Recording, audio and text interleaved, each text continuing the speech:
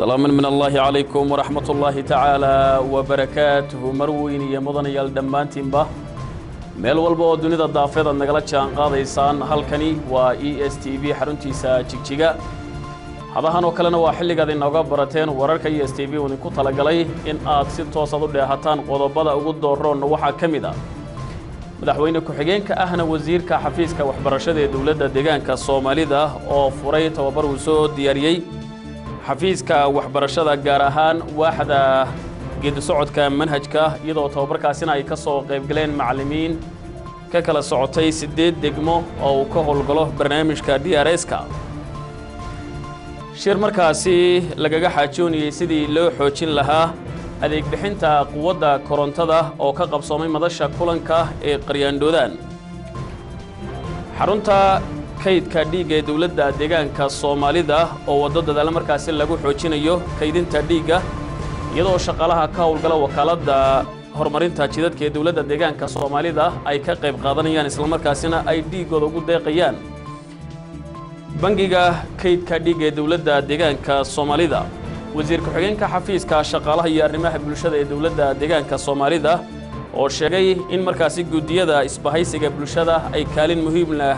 ku leeyihiin qorshayaasha markaasi lagu dhimayo saboolnimada qodobada kale adeehan doontaan waxa ka mid noqon doona xarunta dalkan Itoobiya ee Addis Ababa oo markaasi lagu qabtay kulankii 8aad ee golaha iskaashiga iyo xiriirka ama xoojinta xiriirka ganacsiga Itoobiya waliba Hindiya qodobadaas ayaa ugu dooroonay iminkii haatanna qodobadani iyo qodobo kale oo faahfaahsan u diyaar garooba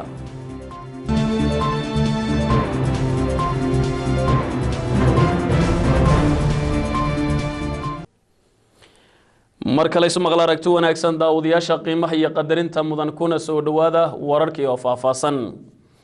madaxweyne ku-xigeenka ahna wasiirka xafiiska waxbarashada ee dawladda deegaanka Soomaalida ayaa waxa uu furay tababar markaasi uu soo agaasimay xafiiska waxbarashada gaar ahaan waaxda geedi socodka manhajka iyadoo tababarkaasina ay ka soo qayb galeen macallimiin ka kala socotay 8 degmo oo ka howlgalo barnaamijka DRS-ka wariyahayaga Cabdi Cumar iyo faalo umurtaasi ku saabsan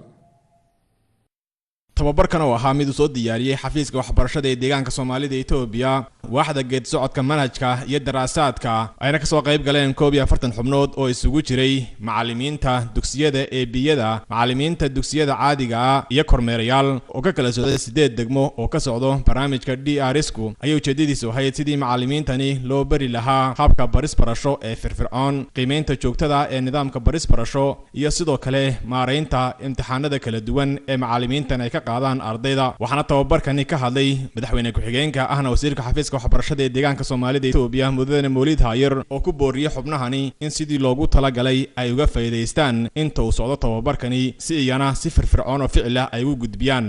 ardayda ay waxbarayaan tababarkani waa mid muhiimad gaar ah leh oo lafdhabar u ah habka baris barasho oo si ficil ah lagu muujinayo human capital-ka waxa la yiraahdaa ama bani aadanka khayraadka ugu muhiimsan ee Ilaahay adduunyada keenay way khayraadka ugu muhiimsan ee Ilaahay adduunyada keenayna marka laga reebo talentiga ama waxa loo dhashay hibada ee ruuxu u dhasho markii laga reebo aqoon way adduunyada waxa ku kala tagay waa habkii baris barasho laga miro dhaliyo way macallinkuna uu laga bilaabo diyaar galowgiisa cashir diyaarshadiisa sanad ardayguna arday isaguna sidoo kale sida calool baahan ay ugu baahan tahay cunto cilmi ugu baahan oo maskaxdii open minded ah oo u diyaar garoobay oo baranaya inuu noqdo taan soo sheegnay inay jirto maxaa lagu xaqiijinaa assessment waa inay jiraan qiimeyn joogta waa inay jirtaa sidoo kale qaar ka mid ah macallimiintii qaadanaysay tababarkani ayaa iyaguna tilmaamay in tababarkani ay sidii loogu talagalay uga faa'iideysanayaan waxyaabaha halkan ay ka dhaxlaana ay si ficil u bedeli doonaan marka ay ku laabtaan goobihii ay ka kala socdeen casharka noo socday ama casharka tababarkan aan halkan ku qaadanayno oon aad uga faa'iideysanay wax aanan hore aanan u fahansanayn oon ka fahanay cidii noo soo diyaarisay iyo macallimiinta halkan ugu baraysan aad baan ugu mahadnaqayaa xafiiska waxbarashada ee deegaanka Soomaalida Itoobiya oo ka duulaya istiraatiijiyadaha tayeynta tirada waxbarashada ayaa karaar gelinaya kor u qaadida aqoonta barayaasha ka howlgala deegaanka Soomaalida Itoobiya si looga miro dhaliyo barnaamijka waxbarashada ee ku saleysan tayada. shir lagaga xaajoonayay sidii markaasi loo tayeyn lahaa adeeg bixinta quwadda korontada ayaa waxa uu ka qabsoomay madasha kulanka ee Qaryaandoodan. wariyahayaga Mustafa Yuusuf iyo warmurtaasi ku saabsan. shirkan oo ahaa mid looga xaajoonayay tayeynta iyo kor u qaadista adeeg bixinta shirkadda quwadda korontada ayaa waxaa shirkani ka soo qayb galay mas'uuliyiin heer federaal oo ka tirsan shirkadani quwadda korontada, mas'uuliyiinta heer deegaan, maamulada gobolada, degmooyinka iyo maamul magaalooyinka deegaanka, iyo weliba xubno laga soo kala xulay xaafadaha maamulka magaalada Jigjiga. waxaana furitaankii shirkani ka hadlay maareeyaha wakaaladda dakhliga ee dowladda deegaanka Soomaalida Itoobiya Mudane Axmed Maxamed Shukri oo sheegay in shirkani uu gasho u noqon doono geedi socodka ay hogaaminta shirkadani quwadda korontada ugu kurgalayso dhibaatooyinka jira iyo sidii loo sixi lahaa. shirkan oo ujeedadiisu tahay xoojinta quwadda korontada, adeega ay siiso dadka shacabka ah, laguna kurgali lahaa sidii loo tayeyn lahaa xaaladda dhabta ah ee ka jirta deegaankeenna. caqabadaha ka jiray quwadda korontada in la furo ee dhinaca adeeg bixinta ah, laguna tayeeyo adeeg bixinta shirkadda quwadda korontada ay siiso shacabka deegaanka, taas oo aaminsanahay inay gashi fiican u noqon doonto qorshaha hogaamintan ay u socoto ee 2007 iyo qorshaha deegaanka. sidoo kalena mas'uul sare oo ka tirsan shirkadani quwadda korontada ee heer federaal Mudane Cross Hadush oo ka hadlay shirkani lagaga xaajoonayay tayeynta adeega quwadda korontada ee deegaanka ayaa halkaasi ka sharaxay qorshayaasha ay shirkaddu ku rabto inay ku tayeyso adeeg bixinta quwadda korontada deegaanka, maadaama quwadda korontadu lafdhabar u tahay horumarka dalka. taasi oo kadibna la gudagalay in si qodob ah loo soo bandhigo arqaladaha iyo dhibaatooyinka ka jira xagga adeega leydhka ee u baahan in la saxo, isla markaana mas'uuliyiinta iyo xubnihii ka socday gobolada degmooyinka iyo maamul magaalooyinka deegaanka ku sharaxeen halkaasi, iyo weliba sidii la isugu xili lahaa maamulada heerarkooda kala duwan iyo shaqaalaha ka howlgala shirkadani quwadda korontada. iyada oo shirkani wadatashigan la isku raacay in shirkadani quwadda korontada ay ka shaqeyso sidii xal looga gaari lahaa dhibaatooyinka iyo arqaladaha ka jira xagga adeeg bixinta leydhka, isla markaana la saxo dhibaatooyinka ka jira.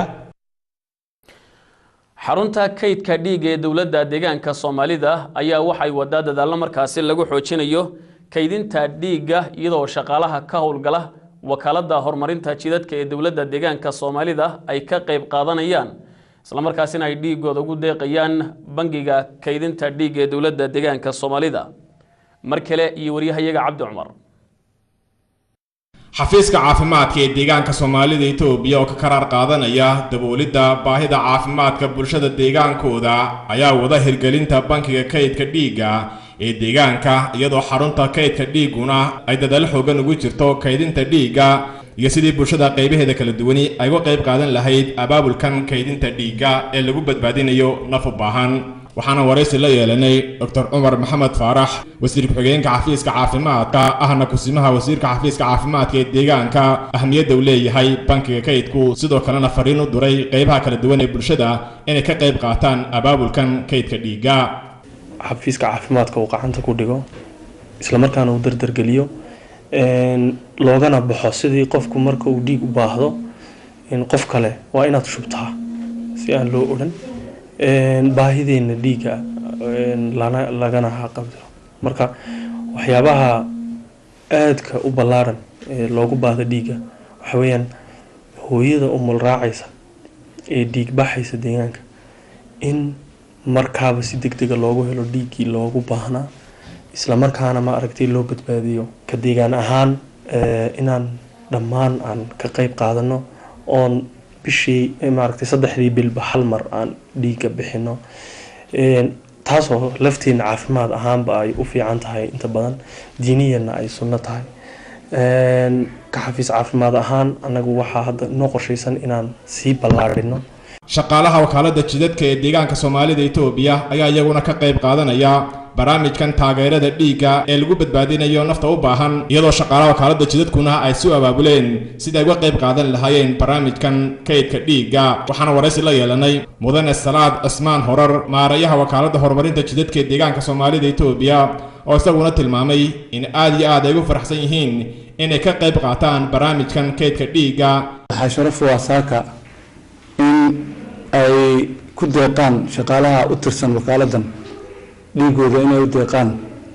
dadkeena hadday noqoto umusha ama hooyada umul raacaysa ee dhiig la'aanta u dhimanaysa ama ha noqdo mid dhaawac degdega ku yimid ama siyaabo kale ha loogu baahdo kaydka dhiigga deegaankeena heer dalbe waxaan dhanka annaga adagaan u aragnaa in shaqaalahan aan ku abaabulno oo ay ku dhiiradaan inay dhiigooda ku deeqaan sidoo kale qaar ka mid ah shaqaalaha wakaaladda horumarinta jidadka ee deegaanka Soomaalida oo iyagu ka qayb qaatay barnaamijkan kaydka dhiigga ayaa iyaguna cabiraya dareenkooda xaruntan kaydka dhiigga ee deegaanka Soomaalida Itoobiya oo dadaallo xooggan ugu jirta sidii bulshada deegaanka ay wacyigelin lahayd inay ka qayb qaataan barnaamijkan kaydka dhiigga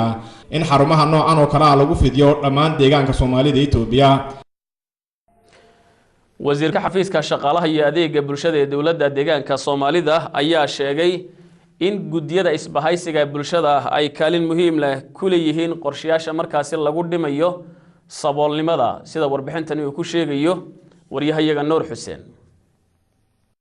xafiiska shaqaalaha iyo arrimaha bulshada ee dawladda deegaanka Soomaalida Itoobiya ayaa tababar u qabtay xubnaha gudiyada isbahaysiga bulshada iyo shaqaalaha bulshada loo yaqaano social work waxaana tababarkan uu yahay mid lagu kobcinayo daraadkooda aqooneed si uu ugu fududeeyo hawlaha ay hayaan bulshada wasiirka xafiiska shaqaalaha iyo arrimaha bulshada mudane Axmed Maxamed Koore oo turtaanka tababarkan ka hadlay ayaa cadeeyay dawladda deegaanka Soomaalida Itoobiya dadaal ugu jirto sidii loo dhimi lahaa saboolnimada isla markaana kor loogu qaadi lahaa nolosha bulshada iyadoo loo sameeyo bulshada shaqo abuur iyo xirfado ay ku shaqaystaan isagoo sidoo kale tilmaamay in gudiyada isbahaysiga bulshada ay kaalin muhiim ah ku leeyihiin qorshayaasha lagu dhimayo saboolnimada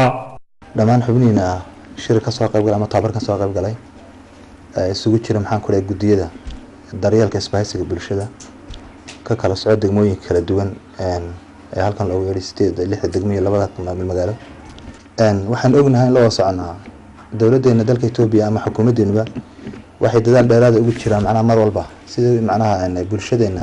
danyarta looga saari lahaa maxaan ku leeyahay saboolnimada waxa loo yaqaano saadaradeed yani maadaama aad shaqooyin fara badan oo ku saabsan arrimahaas sidii kor loogu soo qaadi lahaa ama loogu taakuleen lahaa dadka danyarta ama dadka maxaan ku leeyahay horyaaminta aad ka haysaan bulshada dhexdeedii ka xafiis arrimo bulsho ahaan innaguna waxaan runtii qaadanay qorshe ah inaynu doorkeena naga aadan ka qaadano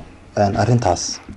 tababarkani oo socon doona muddo 3 maalmood ayaa ka qaybgalayaasha ku baranayaan cashiro la xiriira adeegyada ay bulshada u hayaan kaasi oo fududeynaya hawlaha ay qabanayaan mustaqbalka gudiyada isbahaysiga bulshada ayaa ka jira 22 degmo dawladda deegaanka Soomaalida Itoobiya iyo 4 maamul magaalo kuwaasi oo ka shaqeeya daraasaadka iyo xulashada dadka danyarta ah iyagoo la kaashanaya xafiiska shaqaalaha iyo arrimaha bulshada iyo hay'adaha baahwadaagta ku ah hawlahani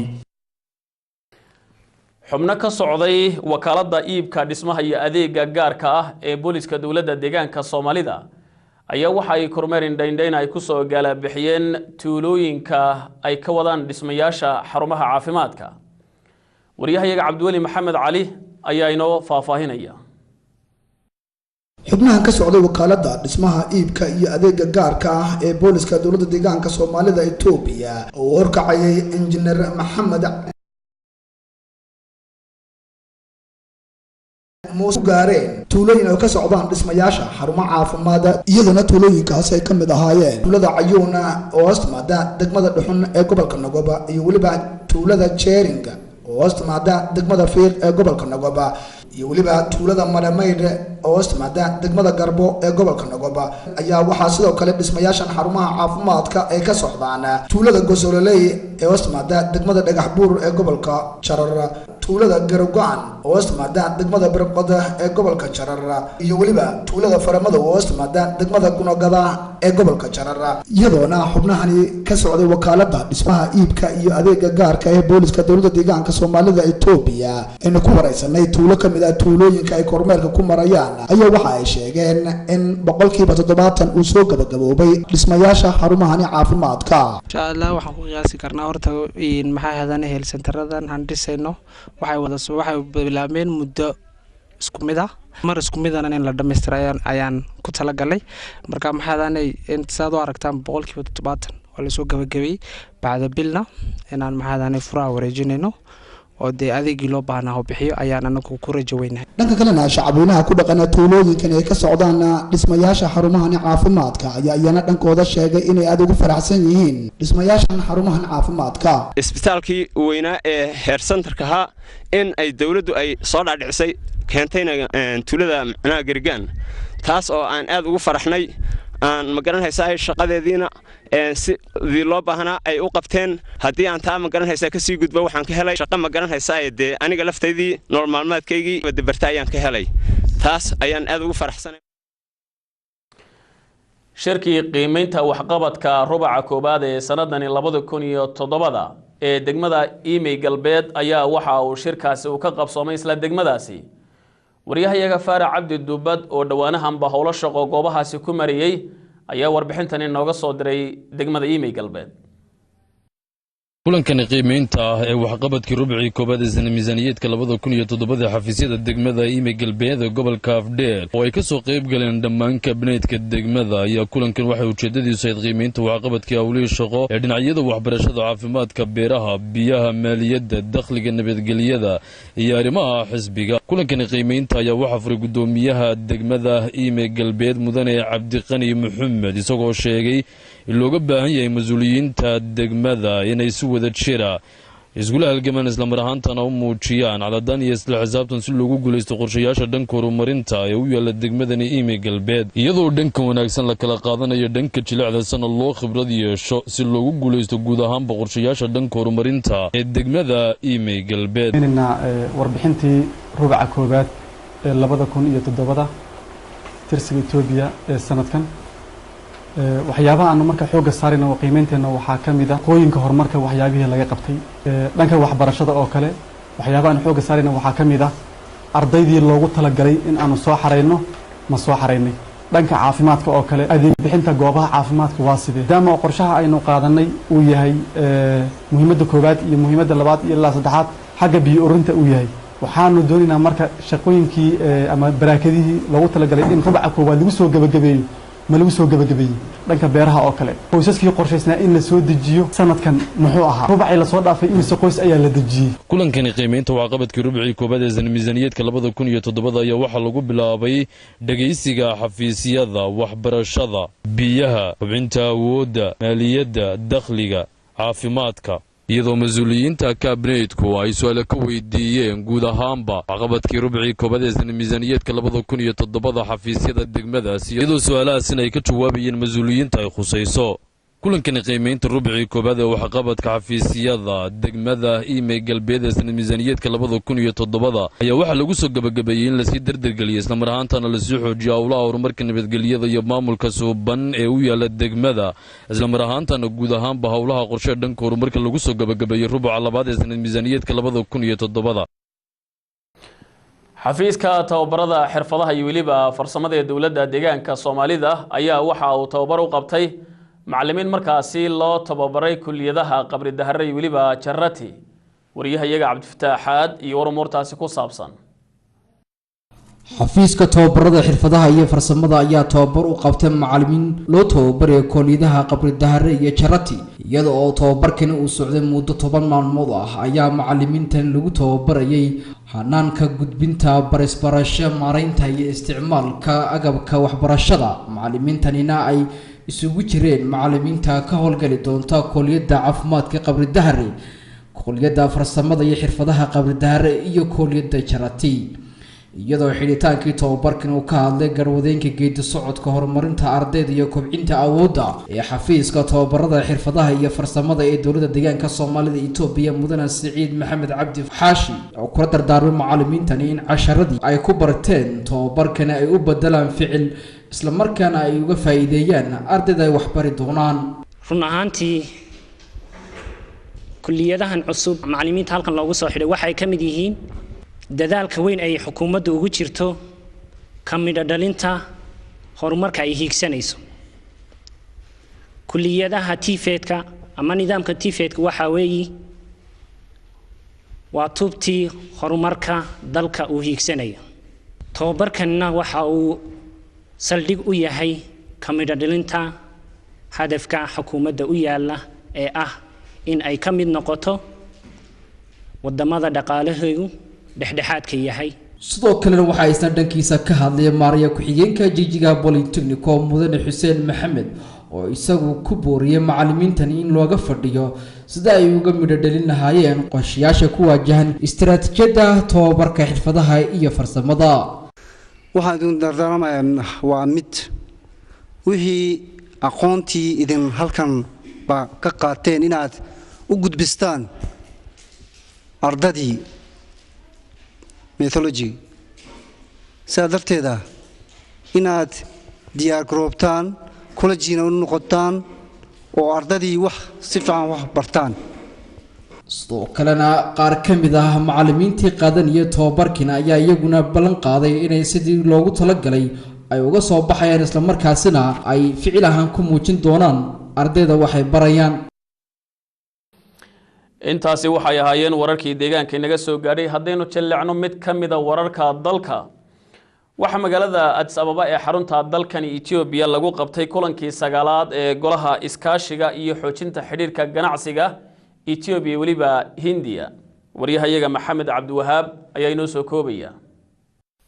Ra'iisul Wasaaraha dalkan Itoobiya mudane Haile Mariam Desalegn ayaa sheegay in hirgelinta siyaasadda furfuran ee dhaqaalaha ay fududeysay karaargelinta xawaaraha sare ee uu ku socdo kobaca dhaqaalaha dalku Ra'iisul Wasaaraha qaranka oo ka hadlay munaasabadii xuska 9 jirsaday ee ka soo wareegay aasaaskii xiriirka iskaashiga dhinaca ganacsiga iyo waxwada qabsiga ee Itoobiya iyo Hindiya ayaa ku booriyay maalqabeennada u dhashay dalka Hindiya ee ku howlan ka faa'iideysiga fursadaha maalgelineed ee ka jira dalkan Itoobiya in ay doorkooda ka qaataan gaadhsiinta xogta fursadaha maalgelineed ee Itoobiya iyo Hindiya maalqabeennada caalamka ee doonaya inay ka faa'iideystaan fursadahan xiriirka Itoobiya iyo Hindiya oo guyaal badan tirsaday ayaa bilowday sanadii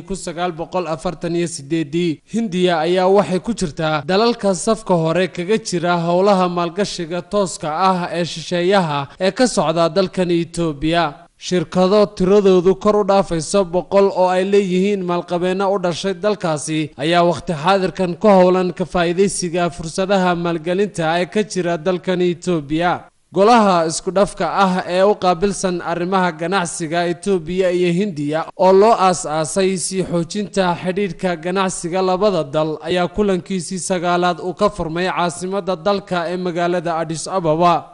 haddaba danjiraha dalka Hindiya u fadhiya Itoobiya Sanjay Farma oo ka hadlay madashii kulanka ayaa sheegay in ay ahmiyad gooni ah ay siinayaan si xoojinta xiriirka dhinaca maalgashiga ee la leeyihiin dalkan Itoobiya oo ka mid ah dalalka dhaqaalahoodu sida degdega ah uu u kabcayo ee caalamka dhinaca kale ra'iisul wasaaraha qaranka mudane Haile Mariam Desalegn oo ka hadlay madashii kulankan ayaa hoosta ka xariiqay in door weyn oo lama huraan ah ay ku leeyihiin laamaha aan dawliga ahayn xoojinta iyo joogteynta kobaca dhaqaalaha dalka sidaas darteedna bahwadaagtan looga baahan yahay in si firfircooni ah uga soo baxaan kaalinta ay ku leeyihiin waxa kale uu ra'iisul wasaaruhu intaasi ku daray in guddigu soo bandhigo fursadaha maalgelineed ee jira iyadoo laga faa'iideysanayo munaasabadan si kastaba ha ahaatee hirgelinta siyaasadda furfuran ee dhinaca dhaqaalaha ee dalkan Itoobiya oo ahmiyad gaar ah siisay soo jiidashada maalgelinta tooska ah ee shisheeyaha ayaa horseeday in maalqabeennada caalamku ay ku soo qulqulaan dalkan Itoobiya si ay uga faa'iideystaan fursadaha ka jira dhinacan daawadayaasha qiimaha iyo qadarinta mudan ee hawada sida tooska inooga dheehanaysay qodobkaasi ayaa u dambeeyey xilitabinteenan wararkii iyo STV-goodan ku talagalay waad ku mahadsantihiin daawashadiina anigoo Maxamed Xasan Xaashi ah ayaa si toos ah idinku waramayay idinkoo u diyaar garoobaya qaybaha kale ee telefishinka idinku talagalay warka xiga intayn ku kulmi doonno hadduu eebba nagu simo nooli kulanta